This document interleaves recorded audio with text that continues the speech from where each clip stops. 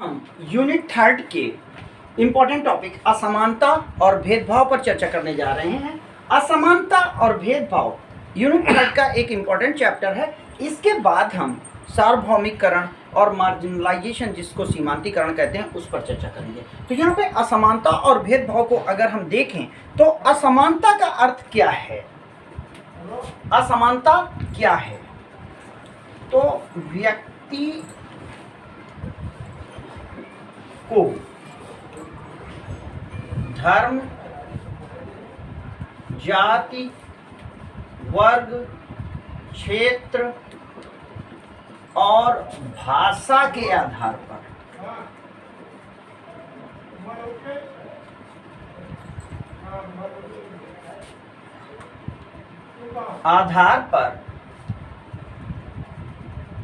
अगर समानता नहीं उपलब्ध होती है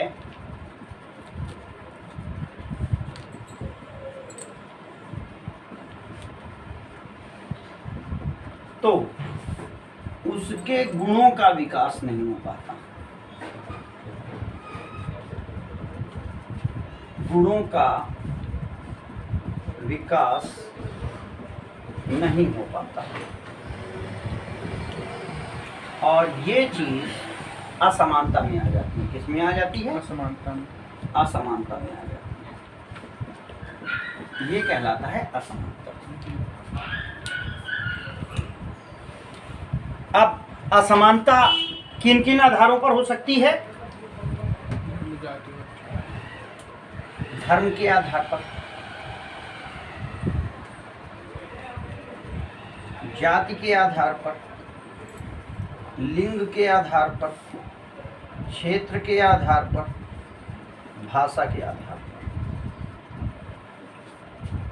इनके आधार पर असमानता है। और जब इनके आधार पर असमानता है तो हम देखते हैं कि ये परिणाम बड़े गड़बड़ होते हैं और इसके तहत बड़ी प्रॉब्लम आती है। तो यहाँ पर आपको ध्यान देना है कि व्यक्ति असमान किस आधार पर है। असमानता जो है वो आपकी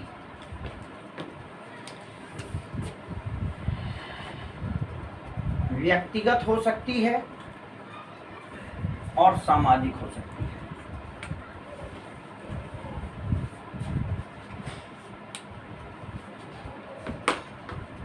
व्यक्तिगत जो है वो शरीर हो सकता है, मानसिक हो सकता है, क्रियात्मक हो सकता है और वैचारिक हो सकती है।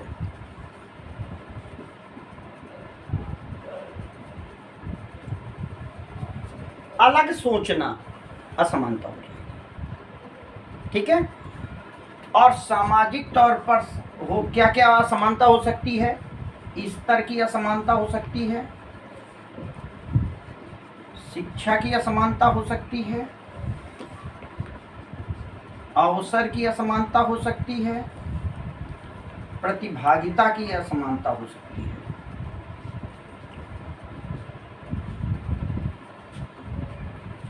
असमानता के आधार, समझ में बात आ रही नहीं आ रही है? अब यहां पर धर्म के आधार पर असमानता कैसे हो जाएगी? बाई चांस किसी भी विशेष धर्म का कोई संस्थान है, जहां पर धार्मिक संस्थान है,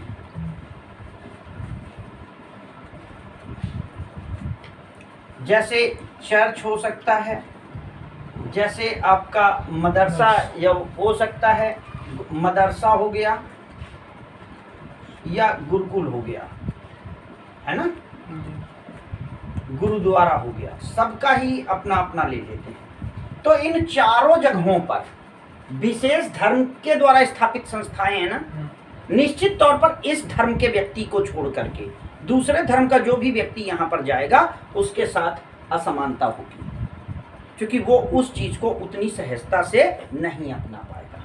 बात समझ में आई कि नहीं है? अब जातिगत असमानता कैसे हो जाती है? जातिगत असमानता का मतलब है कि जहां पर किसी विशेष जाति का मतलब बोलबाला है या किसी विशेष जाति का बाहुल्य होना।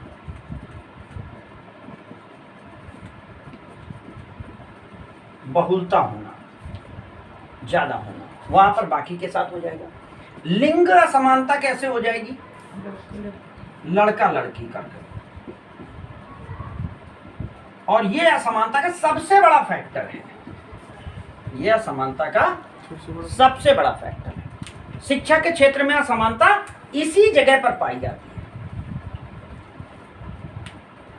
सबसे बड़ा असमानता का सबसे बड़ा रीजन ये है। अगर आप देखेंगे कि एक व्यक्ति के पास, बहुत हम सबकी बात नहीं कर रहे हैं, एक व्यक्ति के पास अगर एक लड़की है एक लड़का है, तो हमेशा आप देखिएगा लड़की का जो शिक्षा का संस्थान होगा वो लड़के के शिक्षा के संस्थान से नीचे होगा।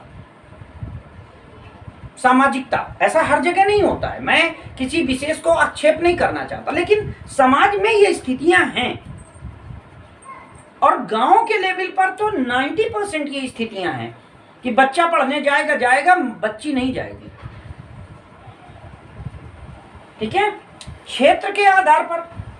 अब क्षेत्र की असमानता है कि वहां पर विशेष बात क्या चल रही है, क्षेत्र की सोच विशेष का वो रहता है कि वहां के लोगों के द्वारा क्या असमानता के स्तर है। ठीक है, और फिर आती है भाषा के आधार पर। अब जहां पर मान लीजिए कोई व्यक्ति है वो हिंदी भाषी है और वो चला जाता है तमिलनाडु में, क्या इनको समानता मिल पाएगी यहाँ पर?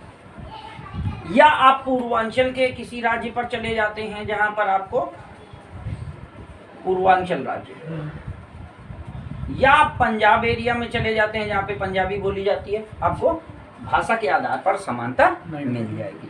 बात समझ में आई कि नहीं है? तो इस तरीके से इन असमानताओं के साथ हमें अपनी शिक्षा को कंप्लीट करना है। बात समझ में आई कि नहीं है? अब यहाँ पर इस असमानता को आगे बढ़ा करके अब हम अगर भेदभाव पर आ जाते हैं, डिस्क्रिमिनेशन पर आ जाते हैं, तो डिस्क्रिमिनेशन को बहुत ज़्यादा हम ना चर्चा करके आपको केवल इतना बता दें कि यहाँ भेदभाव अक्षम बालकों पर ध्यान देना है आपको। अगर ये टॉपिक आता है तो अक्षम बालकों और लड़कियों, महिला शिक्षा, ठीक है, के आधार पर भेदभाव आपको लिखना है, महिला शिक्षा का भेदभाव। ये दो टॉपिक केवल वहां से रहेंगे, बाकी ये भेदभाव वाला जो टॉपिक है, डिस्क्रिमिनेशन वाला, वो अब नहीं बच रहा है। कारण क्या? शिक्षा अधिकार अधिनियम के बाद ये उतना इम्पोर्टेंट नहीं है, वो सब आ जाते हैं। अक्षम हर तरह से, हर तरीके से, या इसमें उपेक्षित, अक्षम लड़कियों को, और एक और वर्ड बढ़ा दो, उपेक्षित बाल। अच्छा, मतलब क्या? इनकैपेबल, जो किसी भी शारीरिक कारण से, मानसिक कारण से, किसी कमी की वजह से विद्यालय की मुख्य धारा में नहीं आ पा रहे, और ये उपेक्षित बालक।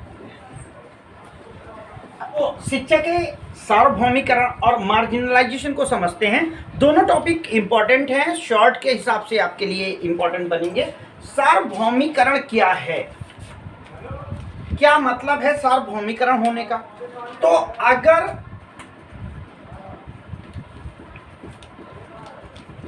शिक्षा सबको मिले तो सार्वभौमिकरण हो गया। ठीक है, इसको सार्वभौमिकरण को आप संतृप्तिकरण भी कह सकते हैं। संतृप्तिकरण मतलब हर व्यक्ति को शिक्षा सैचुराइज्ड करे, और अगर किसी खास वर्ग को ना मिले या वर्ग विशेष को ना मिले तो हाशियाकरण है। समझ में आई बात? नहीं आई? क्लियर? जी। अगर सबको शिक्षा मिल रही है तो सार्वभौमिकरण होगा, और अगर सबको नहीं मिल रही है, कोई विशेष वर्ग शिक्षा से वंचित हो जाता है, तो हाशियाकरण हो जाएगा। शिक्षा पर हमारे प्रोविजंस क्या हैं? तो आपको पहले से ही पता है कि 2009 का जो RTE एक्ट है वो कह रहा है शिक्षा सबके लिए। है ना, कहता है ना जी। और शिक्षा सबके लिए हो, इसके लिए ऐसे वैसे नहीं कह रहा है। आपको पता है article 21A is the best example कि 6 से 14 वर्ष को निःशुल्क और अनिवार्य शिक्षा उपलब्ध कराई जाए। निःशुल्क और अनिवार्य शिक्षा। तो ये हो गया सार्वभौमिकरण का उद्देश्य कि सबको निःशुल्क और अनिवार्य शिक्षा उपलब्ध कराई जाए तो हमारा सार्वभौमिकरण हो जाएगा, है ना। सबको उपलब्ध कराई जानी है ना, बात बता चुके हैं। अब अगर कुछ लोगों को नहीं मिल पा रही है तो वो लोग कौन है? तो ये हो जाता है वंचित वर्ग। कौन सा वर्ग हो जाता है? वंचित वर्ग। वंचित वर्ग। और इसमें कौन कौन आ जाता है? तो इसमें होता है सामाजिक पिछड़े, सामाजिक पिछड़े। इसमें SC ST कह सकते हैं।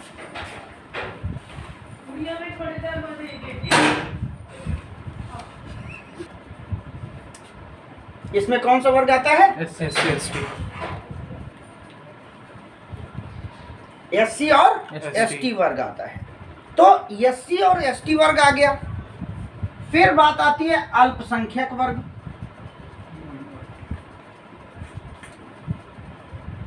फिर आता है महिला यानी लड़कियां, स्त्री शिक्षा। और फिर आता है अक्षम बालक। समझ में आ रहा नहीं आ रहा? इस आधार पर शिक्षा क्या हो जाती है? हाशियाकरण कर देती है। इस आधार पर लोगों को शिक्षा नहीं मिल पाती। और इसके अगर आधार पूछे जाएंगे तो वही फिर हो जाएगा क्या? जाति का आधार, क्षेत्र का आधार,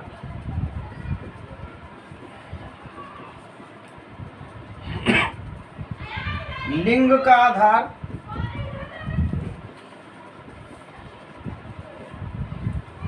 और अक्षमता का आधार।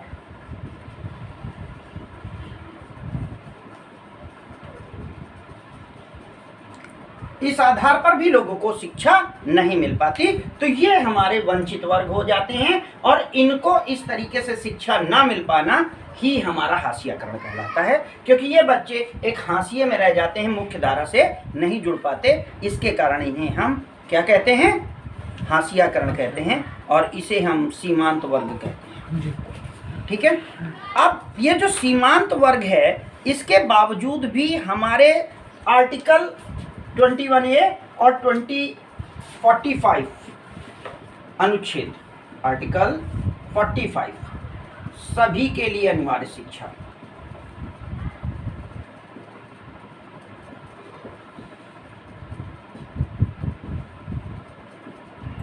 है ना जी। और आर्टिकल 51A का टा, है ना, अभिभावक का कर्तव्य।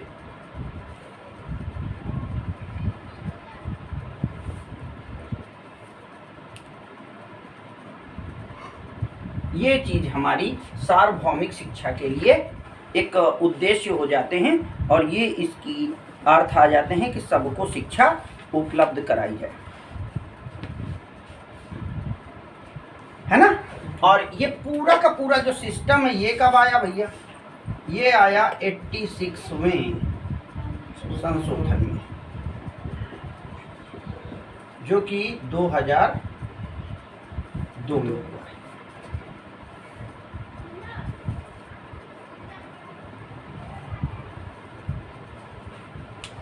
ठीक है ना जी। अब इसके लिए होना क्या क्या चाहिए? तो पहला है व्यवस्था की सार्वभौमिकता। व्यवस्था सब जगह हो शिक्षा की, यानी हर जगह विद्यालय होने चाहिए। प्रवेश की सार्वभौमिकता,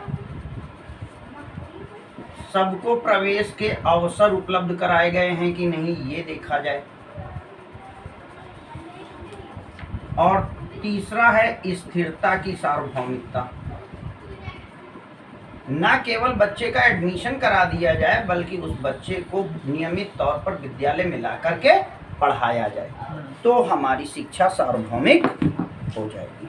जी बात समझ में आ रही है? जी अब सार्वभौमिकता के उद्देश्य क्या है भाई? क्यों ऐसा कराया जाए? क्या जरूरी पड़ी है? क्या आवश्यकता है कि हम शिक्षा को सार्वभौमिक करें? क्यों भाई, क्या आवश्यकता है?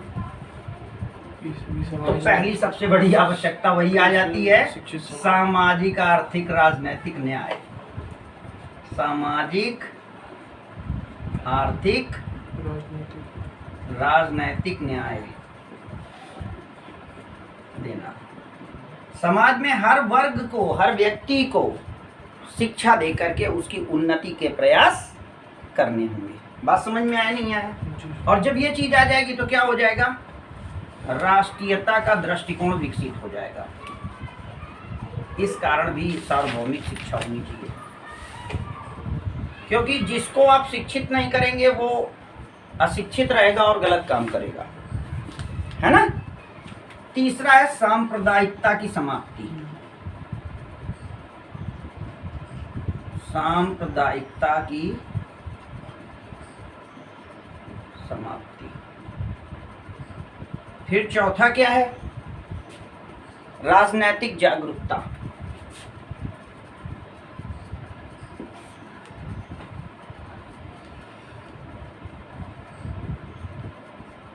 अब ये अगर ना करोगे तो ये लोग कहां चले जाएंगे, इसलिए ये जरूरी है। समझ में आ रहा है दोनों टॉपिक एक साथ? अगर सबको ये चीजें मिल जाएंगी तो कोई नहीं छूटेगा, ये नहीं होगा, है ना। और अगर ये चीजें नहीं होंगी तो ये होगा, फिर ये हो जाएगा, है ना। बात समझ में आ रही कि नहीं आ रही, है ना। और देशभक्ति की भावना का विकास, क्योंकि जब आप शिक्षा ले लेंगे तब आपको पता चलेगा कि देश क्या होता है ना। अब इसके साथ तुम्हें क्या करना है, यही आपके उद्देश्य हैं। और अगर महत्व आते हैं तो भी आपको इसी तरीके से लिखना है, क्योंकि महत्व कोई अलग नहीं है। महत्व आप ऐसे कर सकते हैं, देखेंगे आप लैंग्वेज जब देखें तो यहाँ पर आप कह लीजिए व्यक्ति का विकास, है ना। अब ये कहाँ से आया व्यक्ति का विकास? सामाजिक आर्थिक न्याय से निकल के आ रहा है ना। क्यों? दूसरा क्या है? समाज का विकास। इसलिए भाई शिक्षा दो कि समाज विकसित हो जाए, है ना। जागरूकता का फैलाव, लोगों को जागरूकता का विकास या जागरूकता का होना, लोगों में जागरूकता आ जाएगी भाई, लोग जग जाएंगे। लोकतंत्र का विकास, लोग जग जाएंगे, लोग अपने अधिकारों को पहचान लेंगे और अधिकारों का प्रयोग करते हुए वो लोकतंत्र की भावना को विकसित करेंगे, लोकतंत्र अच्छा रहेगा। व्यवसायिक प्रगति हो जाएगी भाई। क्या हो जाएगा? व्यवसायिक प्रगति। व्यवसायिक प्रगति हो जाएगी। और क्या हो जाएगा? व्यवसायिक प्रगति हो जाएगी तो आर्थिक आत्मनिर्भरता व्यक्ति पालेगा। क्या हो जाएगा उसको? आर्थिक आत्मनिर्भरता। ये बात समझ में आ गई कि नहीं आ गई? ये चीजें कहाँ आ जाएंगी? जब शिक्षा का सार्वभौमिक होगा। बात समझ में आई कि नहीं आई? अब एक टॉपिक लास्ट आपका बचता है कि सार्वभौमिकरण की क्या, जो यहाँ पर सार्वभौमिकरण है उसमें बाधाएं क्या क्या है? सार्वभौमिकरण क्यों नहीं हो पा रहा है भाई, बताइए। तो सबसे पहले सार्वभौमिकरण की बाधाएं, है ना। तो इसे हम रेड से यहाँ पर लिख देते हैं। और ये ध्यान रखना सार्वभौमिकरण की बाधाएं आए या हाशियाकरण के कारण आए, एक ही दोनों एक ही हैं भाई। सार्वभौमिकरण न होने से व्यक्तियों को शिक्षा नहीं मिल रही है, जिस तभी वजह तो से- हाशियाकरण हो जा रहा है। समझ में बात आ रही कि नहीं आ रही? जी। तो इसलिए ध्यान रखना कि आपको इन दोनों में से एक ही चीज लिखना है। जी। क्या सबसे पहला क्या है भाई? रूढ़िवादिता। काहे की रूढ़िवादिता है? काहे की रूढ़िवादिता है?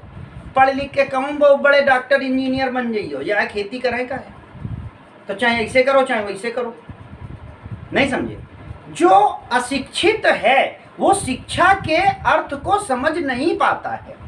उसको नहीं पता है कि भले तुमको खेती जोतनी है, लेकिन शिक्षा तुम्हारे लिए जीवन के लिए है।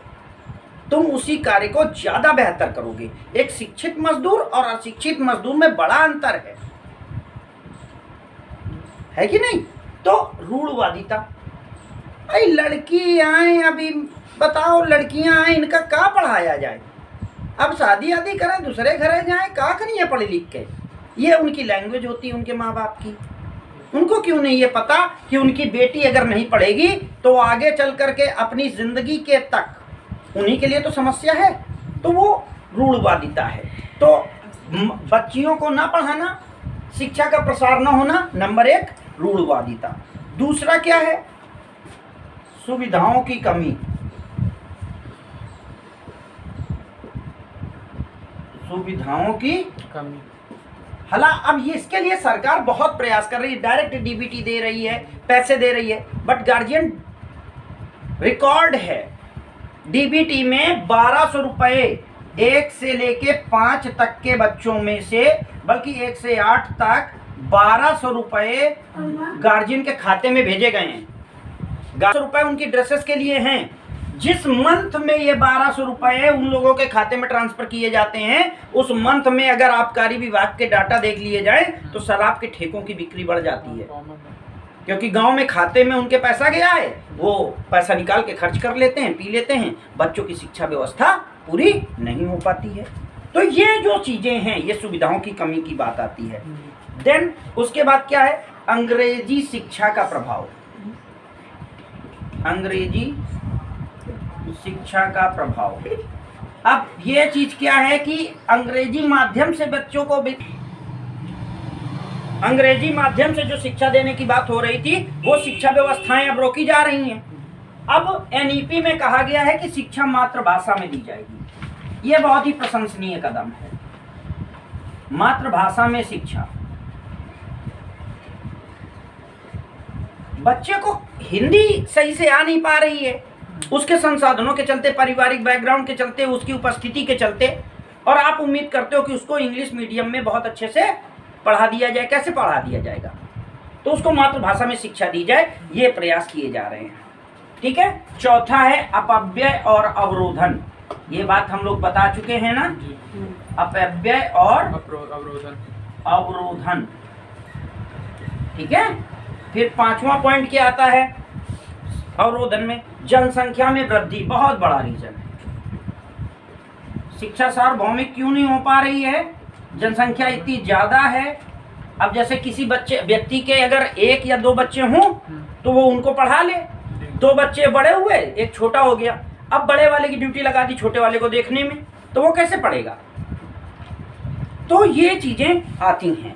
उसके बाद निर्धनता एक बहुत बड़ा फैक्टर है, लेकिन निर्धनता जिम्मेदार लोग हैं।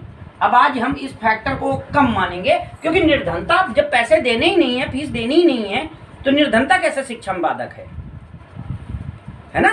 तो ये चीज गलत हो जाती है। फिर 7वें फैक्टर के तौर पर आपका आता है नियोजन की आवश्यकता। नियोजन की आवश्यकता, सही से रेगुलेट करने की जरूरत है उस चीजों को। ठीक है ना? और उसके बाद 8वें नंबर पर आप प्राकृतिक बाधाएं लिख दो। प्राकृतिक बाधाएं, हाँ, जैसे अभी आ गया था कोरोना, कक्षा 1 का बच्चा कक्षा 4 में पहुंच गया था। अब 3 साल तो वैसे हो गया ना, अब 4 में वो जो पहुंचा है वो है तो स्तर 2 का, कैसे पूरा करोगे? बट ये बाधा रोकी नहीं जा सकती ना। तो बच्चे को भी तो नहीं रोक सकते हो ना, और बच्चा रेगुलर आ नहीं रहा है तो सार्वभौमिकरण तो नहीं हो पा रहा है ना, शिक्षित तो नहीं हो पा रहा है ना। तो ये बाधाएं हैं यहाँ पर, ठीक है ना। तो ये बाधाएं हैं।